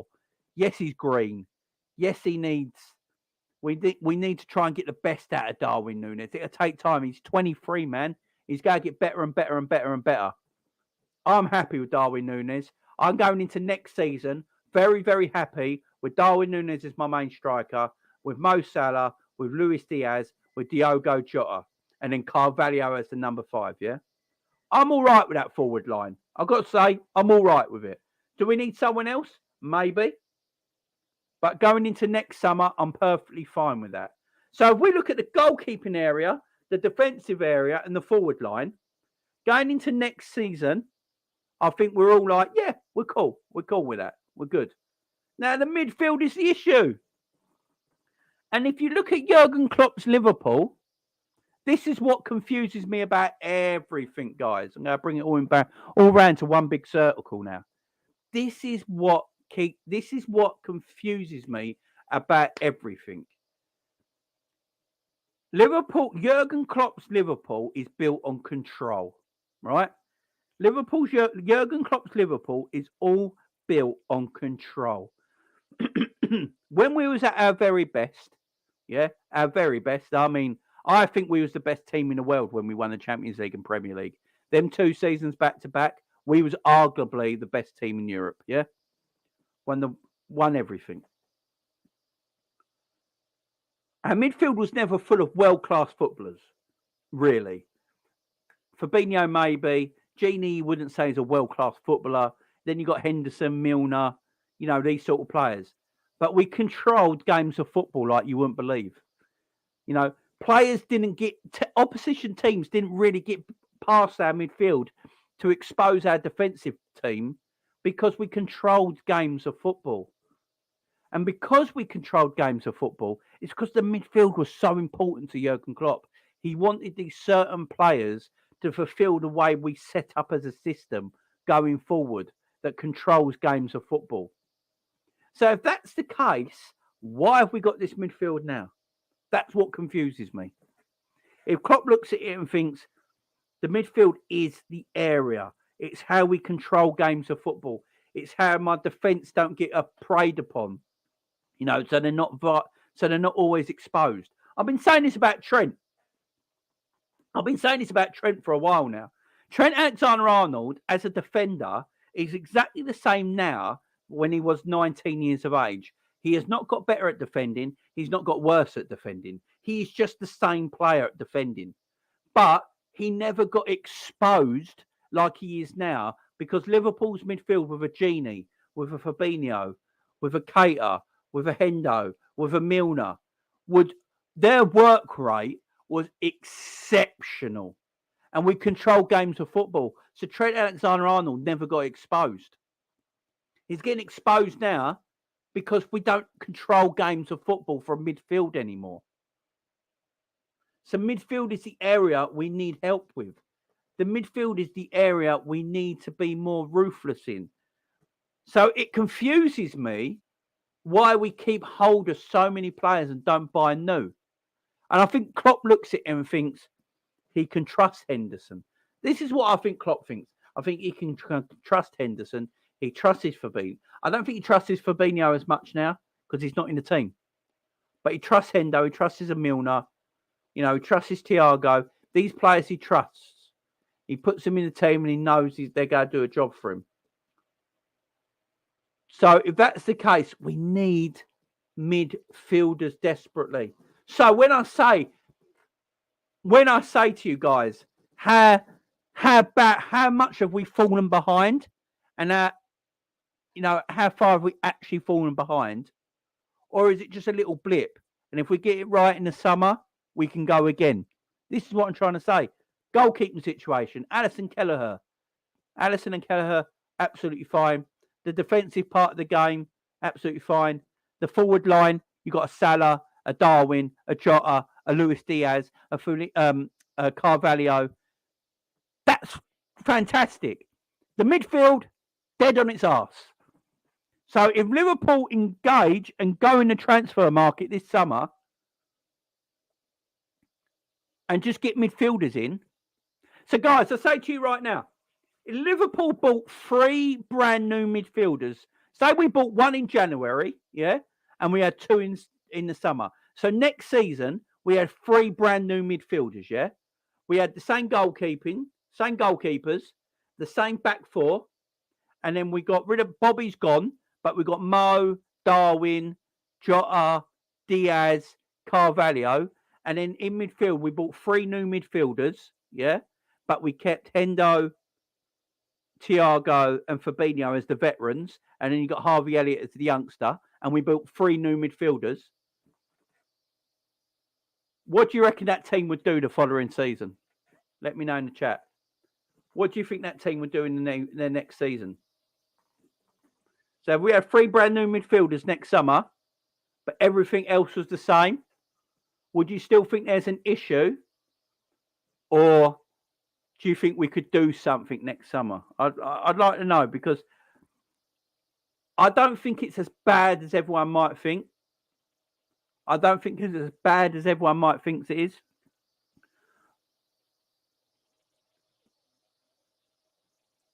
Flop takes 6 months to bed in players. At least push City to the title. So this is what I'm saying. Everyone is a bit mixed on it. Everyone is a bit top 4 at best. Look, to be fair, top 4 at best is how Liverpool finish most seasons, guys. Apart from winning the Premier League, top 4 is how we finish most seasons. So it'll be no... Yeah, it depends on which players we've got. Exactly, in the right system. Big up.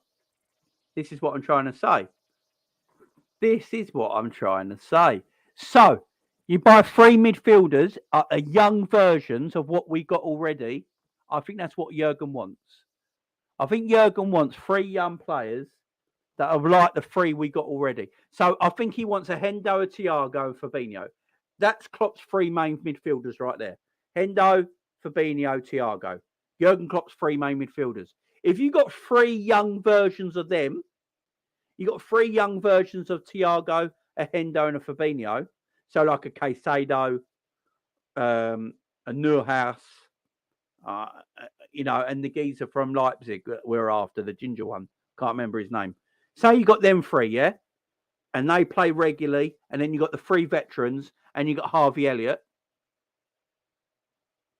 Do you think it's as bad as it actually is? Lamar, that's it. There you go. Big up 6 times. He knew who I was on about. So say we got them, yeah? So we got Neuhaus. And Neuhaus, he's pretty cheap. Caicedo and Lamar, right? We had them 3 in midfield, but we kept Elliott. And Elliott as a youth player. And then we kept Fabinho, Thiago, and Henderson. And we had the same defence and the same attack we do now. Is it actually going to be that bad? Like, literally. Exactly. It's not. Yeah, exactly. See, it wouldn't actually be that bad. This is what I'm getting at. I don't think it takes a lot. And this is what's upsetting a lot of people, that the club need to act. The club need to act. They really need to act. And they need to do so. I do think we need... I think we need to buy someone in January. We need to buy someone in January. Yeah, Mohammed, it probably has, but that kind of midfielder, if you know what I mean. We'll find the way to make your injury, bro. That kind of midfielder. Maybe not them names exactly. Maybe not a Caicedo, a Neuhaus, them exact names, but that kind of midfielder, guys. That kind of midfielder we're looking at, right? So I don't know if anyone's heard. I'm saying, Jamie, it's like we're happy to fall behind. Exactly.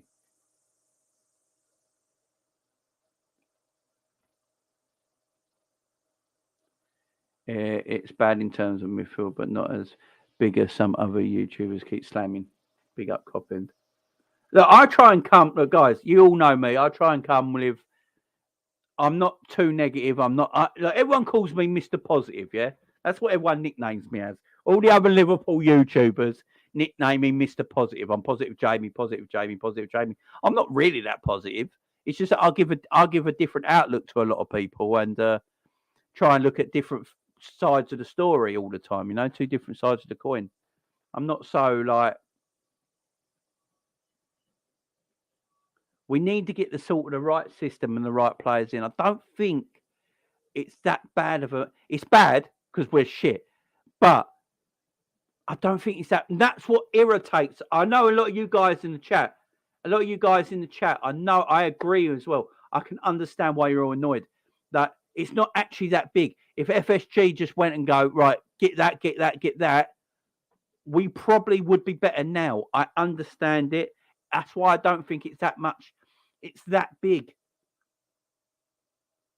I don't think it's that big. Oh, I'm already been labelled the top red cop end. I'm already a top red to some Liverpool YouTubers. Don't worry. It don't bother me. I don't care, man.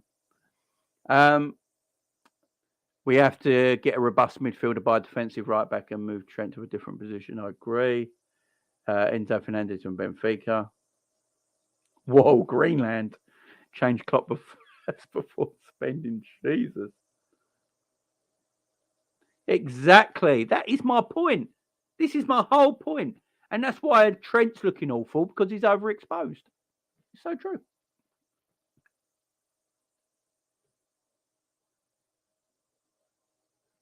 How are you missing the point, Jamie? We got 2 natural wingers in our club. We need 2 forwards and midfielders. Huh?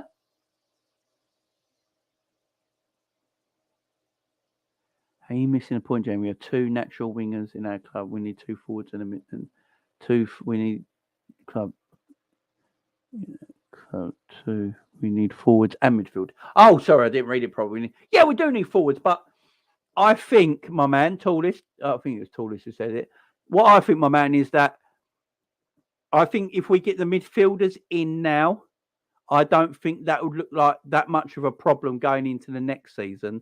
And then from the next season, like you can then look at that after, if you know what I mean. I literally feel like if we get the midfielders we need in now, literally, I don't think that would look so bad, if you know what I mean. Thiago is our only creative midfielder. Before Thiago came, guys, I'm going to say this right now. Before Thiago came to Liverpool and we won the Champions League and the Premier League, who was our creative midfielder? Weren't one. Did we really have a creative midfielder when we won the Premier League and Champions League? Or was it the midfielders we had were workhorses in our midfield? And for the system that worked, the creativity came from the fullbacks, yeah? That's what Klopp still wants. I think he wants the creativity still come from the fullbacks. But the midfield are not doing their job because the midfield are on their arse. The midfield's on its arse. The fullbacks can't do their job and do the creativity. So we've never really had these creative midfielders that everyone craves for. Gini weren't really creative. Hendo weren't really creative. Milner weren't really creative. Hendo weren't really creative. You know, they were our midfielders that we won Premier League and Champions Leagues with. They weren't really creative. It was a system that worked, and the creation came from the fullbacks. Also, you can call creativity in different ways as well. Our midfielders used to win the ball back so quick and then give it to the attackers. You could almost call that creativity in a way as well. So this is what I'm saying. Under Jurgen, I think he just wants players like Hendo, Thiago and Fabinho, as he sees as his main 3. I think he just wants 24-year-old versions of that are robust and don't get injured. And then you can use them 3 as like your special players, you know, your special talents, you know, and you don't overuse them. That's what he wants, man. I think that's what he wants. Big up, Daz. How you doing, my man? The squad needs tinkering with and bringing 2 fresh faces. I think that's all we need. Yeah, I don't. Yeah, Jota might be injury prone. Well, I mean, we have to talk about it.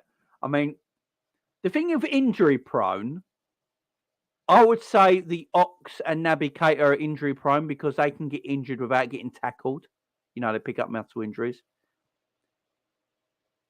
Jota did his hamstring before the season started because he got overplayed and then went to play for Portugal without having no rest, and he did his hamstring.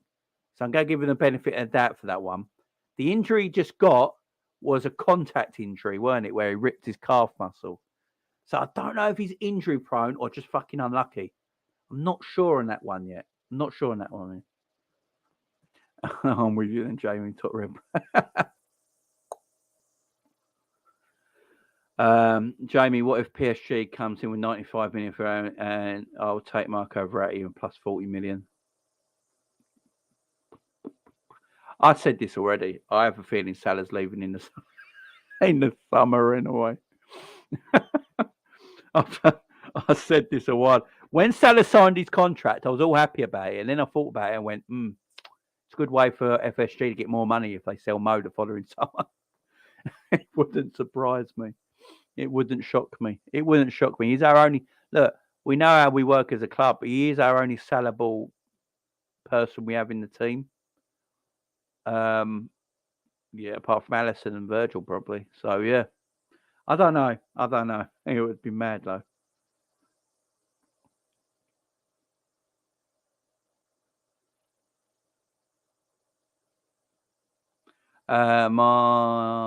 Big up Spencer. Mane sold Mino sold Origi out. So what? Both Klopp and FSG to blame. Yeah, I think they're all to blame. Who is Sangara? Never seen him. He's at PSV. The problem with Sangara, he's a machine. He's like an engine. Like, he's a big unit. He's a good defensive midfielder, but he's not the quickest. And that's the problem. You know, we've had a problem with that. You know, the pacey midfield, and he is definitely not the quickest. Guys, we're on 81 likes. There's 110 people in here right now. Please hit that fun button. Let's get the lights up, my guys, because there's people that have not seen my videos before. There's a lot of Liverpool fans who don't even know I exist as a channel. So the algorithm helps if you hit the fun button, guys, and it really, really helps the algorithm. So, yeah, if you could hit that fun button, guys, get the likes up, send it away. It helped the channel massively. Please, guys, please hit that fun button and hit them likes up, man. Hit them likes up. Let's get them likes up to 100 at least. We need a new DM and someone to create Thiago Enzo Fernandez said are more realistic in January. See, but what a lot of you guys are saying is that we don't need too much. We need to get a new centre back to Matip last season was a fluke fitness wise. Still talking about players you've never watched. Whoa. I only talk about players I've watched, my man. If you're new to my channel, you might be new to my channel, I'm not sure, but I literally only ever talk about players I watched.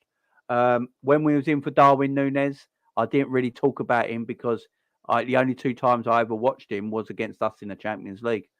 And I said that when everyone was going to me, oh, we should buy Darwin. Me and Savage were sitting on here and we both said the only times we've seen him play was the 2 times against us. He looked decent and that's all we got to go on. I don't ever talk about players I've never seen.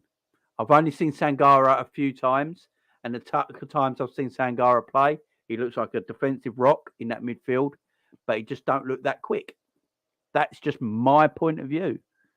You know, he doesn't look the most mobile, but he looks like a defensive rock in the midfield. He looks like a decent footballer. Can I go by players what I've seen? I'm not going to talk about players I've never seen play. Never have done.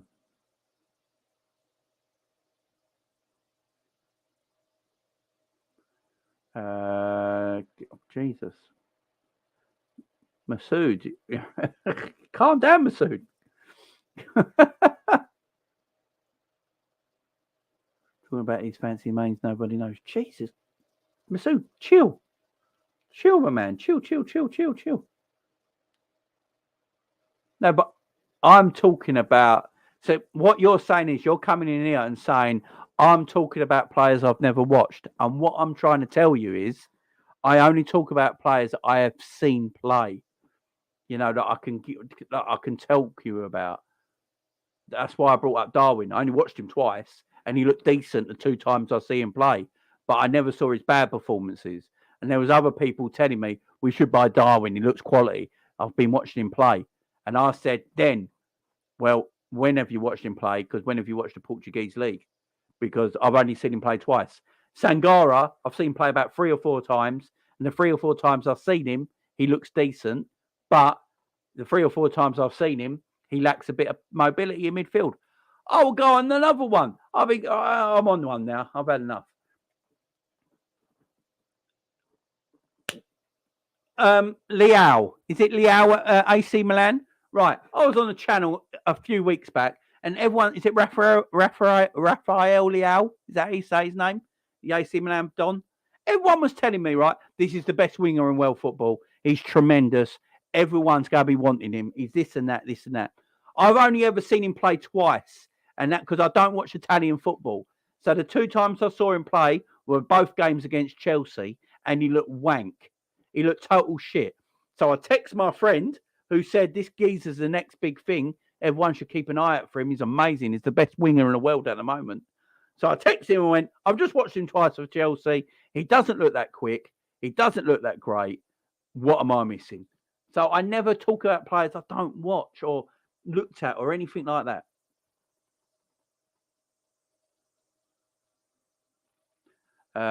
Darwin is average. He doesn't seem like a £50 million striker. You?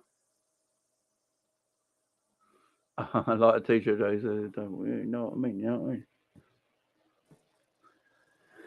mean? The geezer from Napoli. I can't pronounce his name, so I'm not even going. But yeah, he would do bits. He would do bits. I watched him a bit. Darwin for Uruguay in the World Cup. 100 likes closing in. Who will win the race? Being 100th like. Yeah, 6 times. He does look like a player. Why won't we? We should be after players like that. I mean, didn't he go for Napoli like really cheap as well? Jamie, you've read your article and the medical department on the Athletic. No, I don't. Because you have to. Don't you have to pay to read the Athletic or something like that online? So I've never done it. I only see their clips. Not really read their articles. Yeah, Napoli got him for 10 mil, Jay. 10 mil. Look at that. Look at that for a player for 10 million. This is what I'm saying, guys. There's players out there that don't cost a lot. Everyone keeps going to me, right, we need to spend 200 to 300 million. We need to spend 200 to 300 million, or, we go. I don't think you do. As you said, look, he was £10 million. 10 million. There is quality players out there for cheap. There is quality players out there for cheap. You could argue Fabinho when you drop. Yeah. Jay, you seen the fixtures change? No, I haven't. Was it a free article win? Yeah, I'll have to have a look. I'll go and look at it. I'll go and check it out for the next video. Yeah, Benfica get everyone. Have you seen the money Benfica make on all their players, man? Benfica do some great business. Big up Benfica.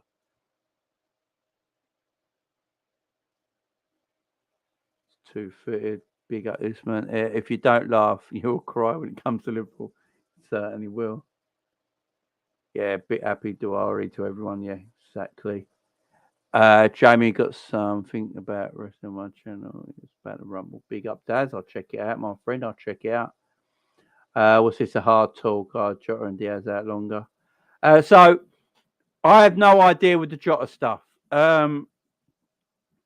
Apparently he's ripped his calf muscle, but Klopp says it doesn't need surgery. So I'm thinking 3 months. I think there's 3 different grades of tear, ain't there?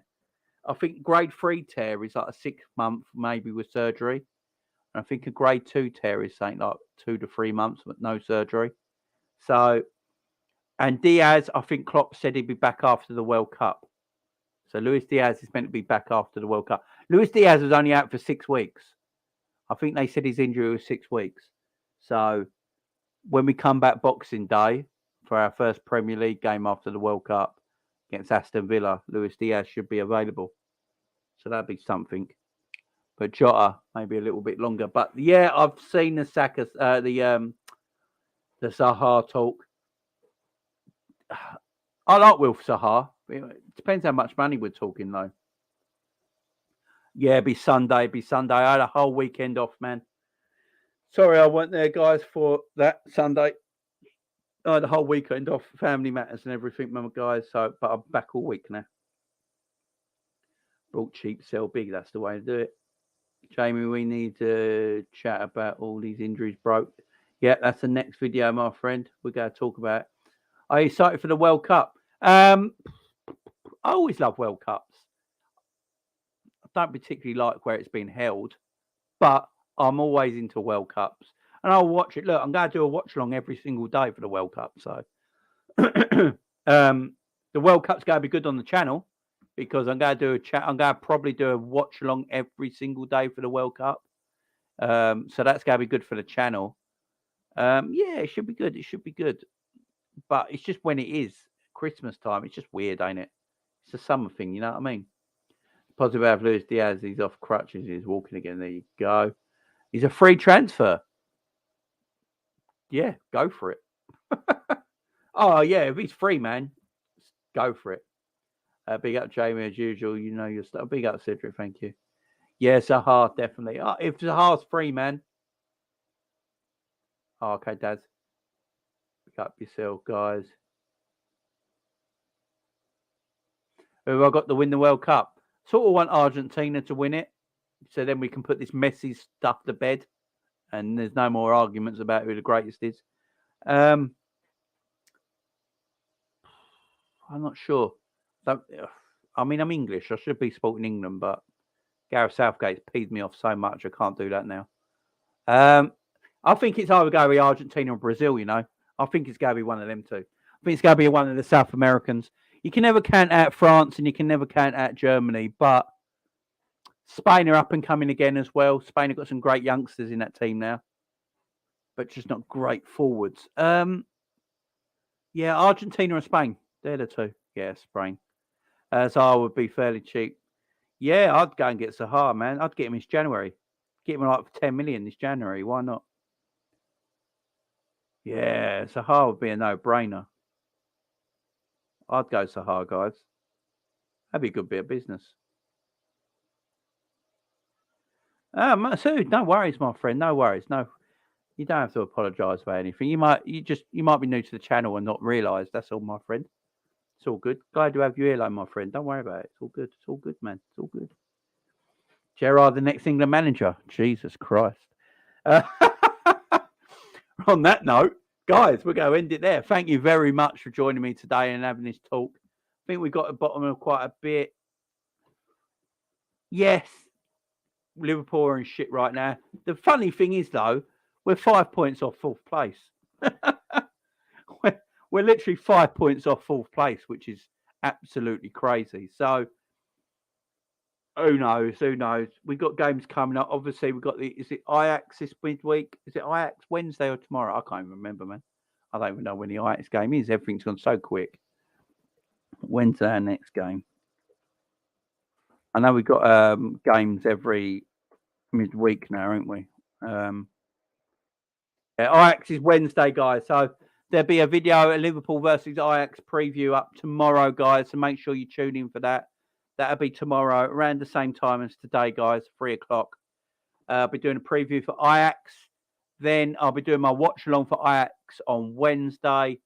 Then I'll be doing match ratings on Thursday. So there are your videos coming up this week, guys. Thank you very, very much for joining me today. I do appreciate it. Thank you very much. Don't forget, hit that like button.